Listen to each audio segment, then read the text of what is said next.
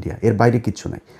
কিন্তু উনি তো প্রধানমন্ত্রী হইতেন, যিনি প্রধানমন্ত্রী হইতেন সেই ব্যক্তি মানে এত ঠান্ডা মাথায় আমার সাথে বলতে পারেন যে ইলিয়াস আমরা ওই সময় কিছু করলে দেশের অবস্থাটা খারাপ হইতো। আগে বলেছি, আল্লাহর কসম করে বললাম যে এতটুকু স্যাক্রিফাইস উনি করেছেন। তো সেই মানুষগুলোর জন্য আপনারা মানে ন্যূনতম সৌজন্যতা বোধ, সহযোগিতা, সহমর্মিতা দেখাইতে পারবেন না? এদেরকে আক্রমণ করে কথা বলতে হবে। চারিদিকে যে অবস্থা, সেই ৭১ রাজাকার টাজাকার এইসব বলে কথা বলা, যেই বডি ল্যাঙ্গুয়েজে আপনার গত ২-৩ দিন সালাউদ্দিন, আমির খসরু আর হইল গিয়া এই মির্জা ফখরুল কথা বলেছে, ভাই এটা যদি এই চেহারা যদি তাদের আজ থেকে ৫ বছর আগে দেখতাম, প্রশ্নই আসে না আওয়ামী লীগের বিরুদ্ধে এত ফাইট করতাম, নিজের পরিবার সবাইকে এত বিপদে ফেলে দিয়ে, কখনই করতাম না। তো যাই হোক, আজকের এই ভিডিওটা যে কারণে আপনাদেরকে কথাগুলো সেই কারণে বললাম, সেটা হচ্ছে যে ভাই আপনারা ক্ষমতায় এসছেন, দেশ চালান, কোনো সমস্যা নাই। আপনাদের যে মন্ত্রিসভা গঠন করেছেন, এই মন্ত্রিসভা আমরা এদেরকে আগেই চিনি। ধরেন একজনের কথা বলি, এই যে ইকবাল হাসান মাহমুদ টুকু, তাই না? এই ইকবাল হাসান মাহমুদ এই বদমাইশ না? সেই যে বিদ্যুৎ চুরি করেছিল, যে বিদ্যুৎ খাতে যে লুটপাট করেছিল, এই বদমাইশই তো।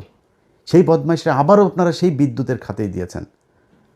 আপনার এই চোর, আপনার সালাউদ্দিন, তারা স্বরাষ্ট্রমন্ত্রী বানিয়েছেন। এরকম আরও অনেক চোর আছে, যেই চোরেদেরকে আপনারা আবার বসিয়ে দেন। কিছু ভালো মানুষও আছে, এই যে আলতাফ হোসেন চৌধুরী, এই লোকটা যদি আসতো ইতে অনেক ভালো লাগতো। ওই যে সাকা চৌধুরীর ছেলে হুমাম কাদের চৌধুরী, উনি যদি আসতো অনেক ভালো লাগতো। নতুন ইশরাক এসেছে, একটা ভালো পছন্দ। তারপর এরকম আরও অনেকেই ছিল যাদেরকে আপনারা আনতে পারতেন। এটা আমাদের আলোচনার বিষয় না যদিও, কিন্তু এখানে যে চোরগুলোকে এনেছেন, এই চোরগুলো দিয়ে এই যে মির্জা কী বলে ফখরুল ইসলাম আলমগীর, এই মির্জা ফখরুল ইসলাম আলমগীরের ভাই তো মনে করেন এখন লুটপাট করে মানে অস্থির বানায় দিবে। আপনার হাতে রিজার্ভ আছে কত ভাই? রিজার্ভ কত? ডক্টর ইউনূস তো তেনা তুনা পেঁচায়া, আকুর বিল বাকি, আদানির বিল বাকি, বিশ্বব্যাংকের বাকি, কিস্তি বাকি, IMF-এর কিস্তি বাকি, বিভিন্ন বাকিটা কী করে শেষের দিকে এসে আমরা $29 বিলিয়ন রেখে গেলাম। এই $29 বিলিয়ন ভাই, এই রোজার পরই অবস্থাটা দেখেন না। অলরেডি ডলারের দাম ঊর্ধ্বমুখী। আজকে জ্যাকসন আইটি গিয়েছিলাম, দেখলাম যে আমি গত ৩-৪ দিন আগে জ্যাকসন আইটি গিয়ে দেখলাম কত যেন আজকে তার চাইতে $1 বেশি। তো ডলারের দাম বেড়ে যাচ্ছে। তারপরে জিনিসপত্রের দাম, এখন এই যে রমজান এসেছে, জিনিসপত্রের দাম বাড়ানো, নানান চ্যালেঞ্জ সরকারের হাতে। তো এই যে জায়গাগুলো, আপনারা এমনিতেই তো ভাই অস্থিরতার মধ্যে থাকবেন, তার উপরে এসে আবার এখন রাজনৈতিক যে বিরোধী দলটা আপনাকে সহযোগিতা করতে চাচ্ছে, সেই বিরোধী দলটাকে আপনি খোঁচায় আবার সেই ৭১-৭২ হিসেবে ৭১-৭২ ট্যাবলেট বাংলাদেশের মানুষ আর খাবেন না। আপনার ওই যে ৩২ নাম্বার ভেঙে দেওয়া হয়েছে না, এই ৩২ নাম্বার আবার ওইখানে ওইটার করেন, যেহেতু আওয়ামী লীগের অফিস টফিস খুলে দিচ্ছেন, তো ৩২ নাম্বার আবারও মেরামত করেন, আবারও ভাঙা হবে, এটা নিয়ে কোনো ডাউট নাই।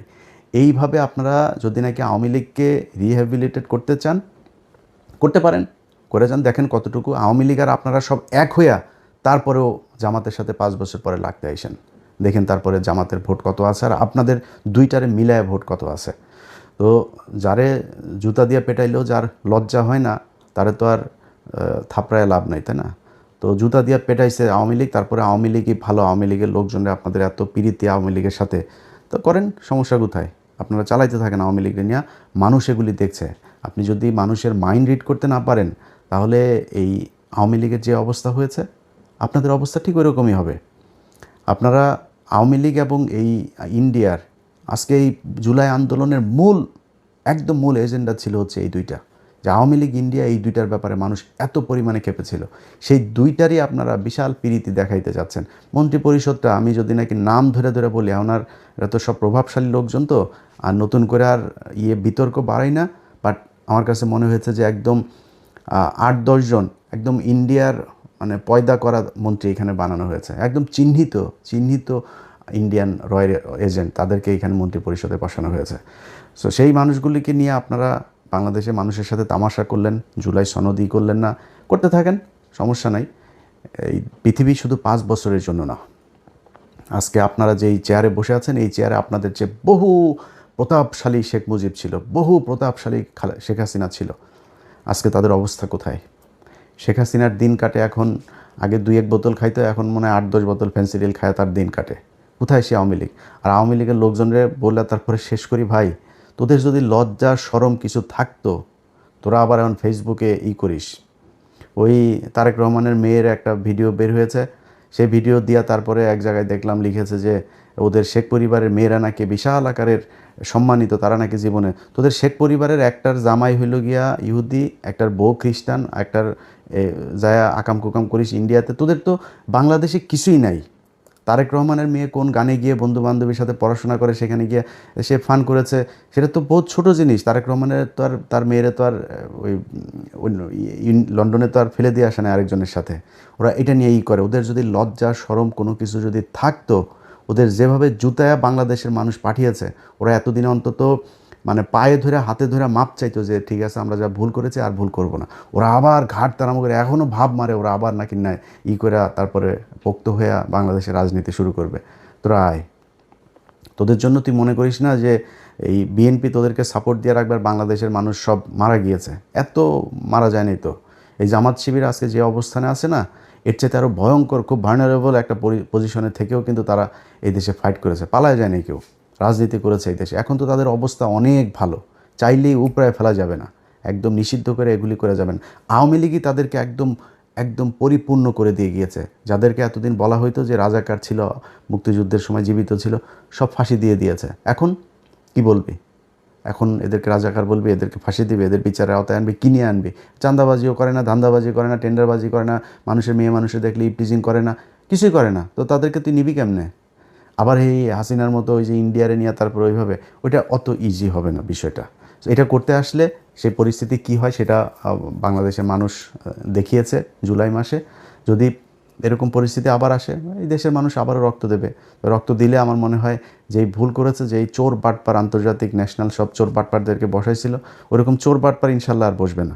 একদম শুরু থেকে মানুষ বুঝবে। আমরাও মানে ওই খোলা পানিকে আমরা ওই যে দই মনে করেছিলাম, চুন দেখে আমরা দই মনে করেছিলাম ওইটারে, মনে করে তারপরে সবার কত প্রশংসা। আমি নিজেই বলেছি এই ইউনুসকে 20 বছর চাই ভাই। প্রতিটা উপদেশটা চুরি করতে করতে দেশটার একদম ধ্বংস করে দিয়ে গিয়েছে। তো এই ধ্বংসস্তূপ থেকে তারেক রহমান টেনে উঠাবে, এটাই বিশ্বাস। মন্ত্রিপরিষদ নিশ্চয়ই উইদিন 6 মান্থ বা 1 বছরের মধ্যে এটার পরিপূর্ণ একটা হবে।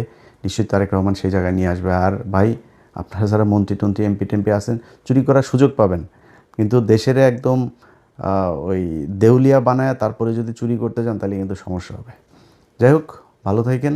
আপনাদের কাছে বিচার দিয়ে রাখলাম, যারা বাংলাদেশে বিএনপি করেন ভাই, আপনাদের কেন্দ্রীয় নেতারা সোল্ড হইতে পারে। আপনারা বিশাল বড় দল, আপনাদের এই দলে অনেক মানুষ আছে এবং এই দলের বেশিরভাগ মানুষই ভারত বিরোধী, আওয়ামী লীগ বিরোধী।